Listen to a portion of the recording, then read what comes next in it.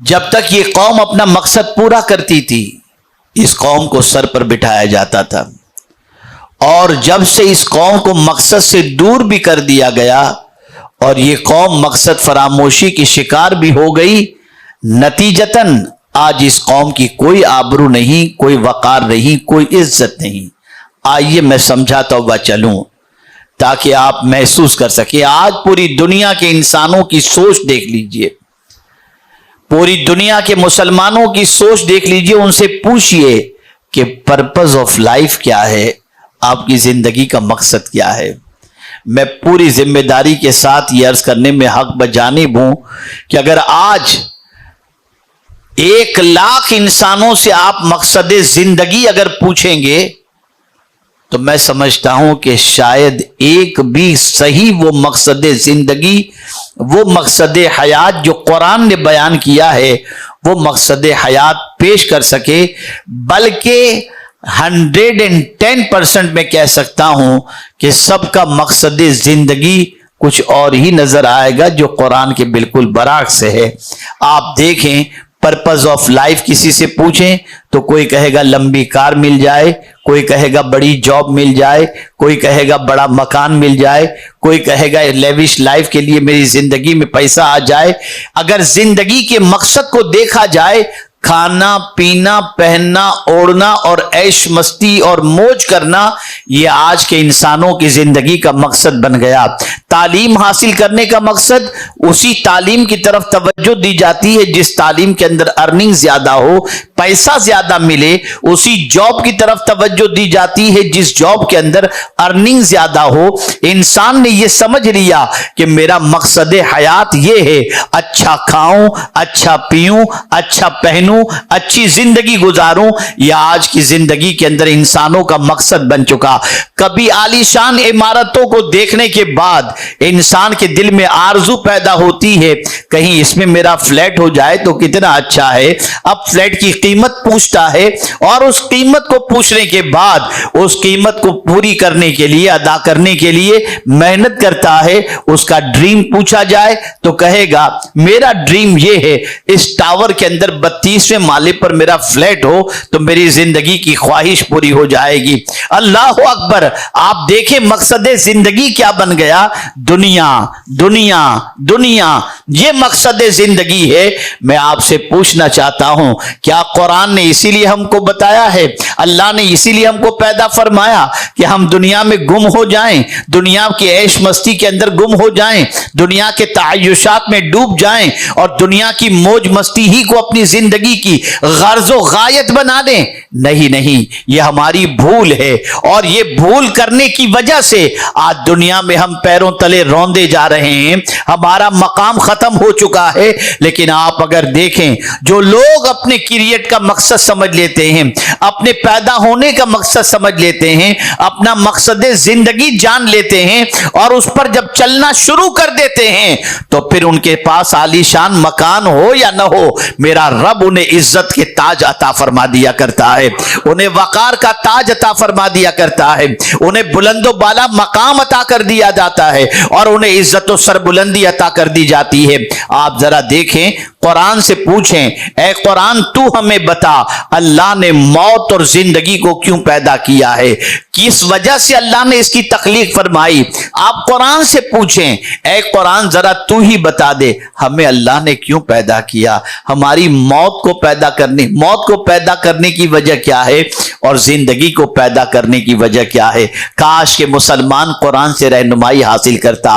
آج اگر میں دنیا کے مختلف ملکوں کا دورہ کرنے کے بعد انسان کی زندگی کی غرض و غایت کا مطالعہ کرتا ہوں تو میری عقل دنگ رہ جاتی ہے۔ انسان اپنے مقصد حیات سے بہت دور نکل چکا ہے، وہ مقصد حیات بھول چکا ہے، وہ مقصد پیدائش بھول چکا ہے، وہ مقصد زندگی بھول چکا ہے، وہ گم ہو چکا ہے، ایسے راستے پر چل پڑا ہے جس راستے پر چلنے کے بعد اس کو کانٹے تو مل سکتے ہیں، फूल कभी नसीब नहीं हो सकते। उस रास्ते का मुसाफिर बन गया जिस रास्ते पर चलने के बाद उसकी जिंदगी में बेकरारी तो बढ़ सकती है, सुकून नहीं आ सकता। उस रास्ते पर चल पड़ा है जिस रास्ते पर चलने के बाद उसके दिल के अंदर इस्तराब तो पैदा हो सकता है, सामान्य तस्कीन नसीब नहीं हो सकता। आज हम देखें इंसान बहुत बुलंदी पर जा रहा है और सामान्य तायुशात उसके पास बेशुमार आ चुके हैं, लेकिन अगर परेशान है तो इस बात से कि मेरी जिंदगी में सुकून नहीं है, बेकरारी दरवाजे पर ही दस्तक नहीं दे रही, बेकरारी दिल के अंदर आ चुकी है, घर कर चुकी है। आइए मैं समझाता हुआ चलूं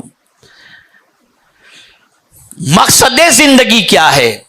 तो कुरान कहता है अल्लज़ी खलक़ल मौत वल हयात लियब्लुवकुम अय्युकुम अहसनु अमला। उसी ने तुमको पैदा किया, मौत और जिंदगी को उसी ने पैदा किया। क्यों पैदा किया? क्यों पैदा किया? लियब्लुवकुम, ताकि तुम्हें आजमाए। पता चला जिंदगी आजमाइश का नाम है। हमारी जिंदगी का एक एक लम्हा इम्तिहान का है। हम यहां पर एग्जाम हॉल के अंदर बैठे हैं, ये दुनिया है क्या? ये इम्तिहान की जगह है कि इस इम्तिहान की जगह के अंदर आप जरा सोचें। मैं थोड़ा सा आपके जहन को मजमून से करीब करते हुए मैं अर्ज करूं ताकि आप समझ सकें। आप में से बहुत सारे बच्चे तालीम के मैदान के अंदर तब आजमाई कर रहे हैं और किस्मत अपनी आजमाते हुए नजर आते हैं। आपने एग्जाम का मामला देखा होगा, एग्जाम हॉल का मामला देखा होगा। अगर 3 घंटे का टाइम होता है पेपर का, एग्जाम का, सुबह 10 बजे से लेकर 1 बजे तक, तो आप अगर उस एग्जाम हॉल के अंदर बैठ जाते हैं, आपने सवाल का पर्चा पढ़ लिया और फिर लिखना आपने शुरू किया, आप मगन है लिखने के अंदर, आप मगन है लिखने के अंदर। बास क्वेश्चन के जवाब के बारे में आपने सोचा इसे बाद में लिखूंगा, इसे बाद में लिख दूंगा, पहले इसको कंप्लीट कर लूं फिर एंड में इसको लिखूंगा। इतने में तो आवाज आती है टाइम इज ओवर। आप कहें सर 5 मिनट का, नहीं, आपका टाइम फिनिश हो चुका, पेपर आपके हाथ से छीन लिया जाएगा। अब वो बंदा जो एग्जाम हॉल के अंदर उस 3 घंटे की कद्र किया और उस 3 घंटे के अंदर अपने सारे पर्चे के जवाबात, सारे सवालात के जवाबात लिख लिए, तो अब उसके नतीजे का इंतजार उसे करना पड़ेगा, लेकिन उसका कल्ब मुतमईन होगा कि मैंने हर क्वेश्चन का जवाब इन टाइम दे दिया है। हमारी जिंदगी भी इस दुनिया के अंदर एग्जाम हॉल के अंदर है। हमारी जिंदगी का पीरियड भी जब कंप्लीट होने वाला होगा, हम कहेंगे मौत के फरिश्ते को करीब देखकर, परवरदिगार थोड़ी सी मोहलत दे दे, तो परवरदिगार फरमाएगा अवलम नुअम्मिरकुम मा यतज़क्करु फी, क्या मैंने तुझे जिंदगी नहीं दी थी, उम्र नहीं दी थी, तूने नसीहत क्यों हासिल नहीं की? No time, time is over, finish. अब तुम्हें एक लम्हे का भी टाइम नहीं दिया जाएगा और मौत का आहानी पंजा अपनी गिरफ्त में ले लेगा, इंसान इस दुनिया से कुछ कर जाएगा। अब वही बंदा सक्सेस होगा जिसने अपनी लाइफ को उस काम के अंदर खर्च किया होगा जो पर्पस ऑफ लाइफ था, यानी इस दुनिया में उसने जिंदगी के मकसद को समझकर अगर नेकी की होगी तो वो सक्सेस होगा। और जो आज हमारी कौम, जिनका एक पैटर्न सेंटेंस है, चौराहे पर बैठने वाले, नुक्कड़ों पर बैठने वाले, ढाबों पर बैठने वाले, अगर मुसलमानों से पूछा जाए क्या कर रहे हो, टाइम पास कर रहे हैं। आपके पास करने से ही टाइम होगा। टाइम किसी के बाप की नहीं सुनता, वो तो खुद से पास होता ही चला जाता है, वो किसी का इंतजार नहीं करता। मैं आपसे पूछना चाहता हूं, जिस कौम के निगाहों के अंदर टाइम की कोई अहमियत न हो और टाइम पास कर रही हो, उस कौम को इज्जत और सरबुलंदी नसीब नहीं हुआ करती। आप जानते हैं अल्लाह वालों ने टाइम की कद्र की। कयामत में टाइम के बारे में पूछा जाएगा, बंदे तूने अपना वक्त किस काम के अंदर गुजारा, बता।